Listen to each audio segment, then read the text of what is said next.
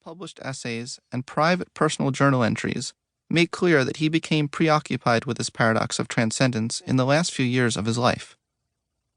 On September 14th, 1967, Maslow delivered a riveting lecture at the San Francisco Unitarian Church titled The Farther Reaches of Human Nature. Those who were in attendance remarked that he looked frail and weak as he walked down the aisle to reach the podium at the front of the room. However, once he started speaking, he immediately lit up the room. "It is increasingly clear that a philosophical revolution is underway," he began. "A comprehensive system is swiftly developing like a fruit tree, beginning to bear fruit on every branch. Every field of science and human endeavor is being affected." Referring to the humanistic revolution, Maslow explained that humanistic psychology is beginning to unearth the mysteries of real human experiences, needs, goals, and values. This includes our higher needs, which are also part of the human essence, and also includes the need for love, for friendship, for dignity, for self-respect, for individuality, and for self-fulfillment. After pausing for a moment, he took a bold next step. If, however, these needs are fulfilled, a different picture emerges. The fully developed and very fortunate human being working under the best conditions tends to be motivated by values which transcend his self. They are not selfish anymore in the old sense of that term. Beauty is not within one's skin, nor is justice or order. One can hardly class these desires as selfish in the sense that my desire for food might be. My satisfaction with achieving or allowing justice is not within my own skin. It does not lie along my arteries. It is equally outside and inside. Therefore, it has transcended the geographical limitations of the self. Maslow was working with great urgency on this idea.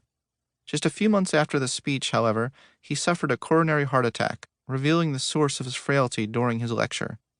He survived, but he said he suddenly felt less urgency.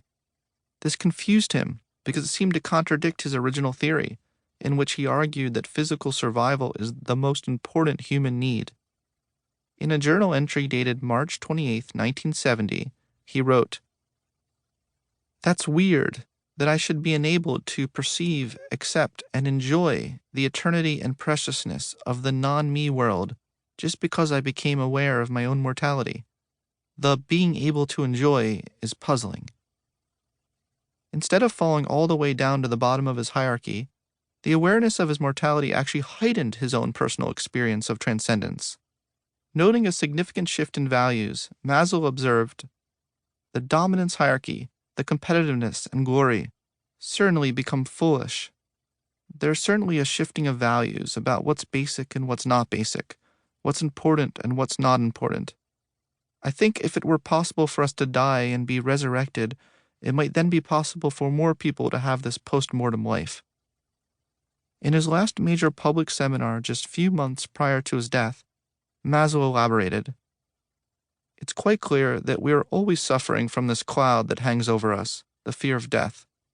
If you can transcend the fear of death, which is possible, if I could now assure you of a dignified death instead of an undignified one, of a gracious, reconciled, philosophical death, your life today, at this moment, would change, and the rest of your life would change.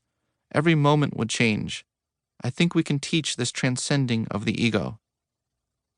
During the last few years of his life, Maslow was working on a series of exercises to transcend the ego and live more regularly in the be realm, the realm of pure being. He was also working on a comprehensive psychology and philosophy of human nature and society. In a journal entry dated December 26, 1967, just as he was leaving the hospital after his heart attack, Maslow wrote, "New worries about the journals. What to do with them? The way I feel now, I just don't feel up to writing all the things I feel I ought to, the world needs, my duties. Wouldn't mind dying as a result, but I just don't have the stamina to do them. So the thought is save it all in little memos in these journals, and the right person to come will know what I mean and why it must be done." On that warm, sunny day in Menlo Park on June 8, 1970, Maslow put down his notepad, and with great frustration he got up to do his daily exercise. He did not want to leave his work, even for a second. As he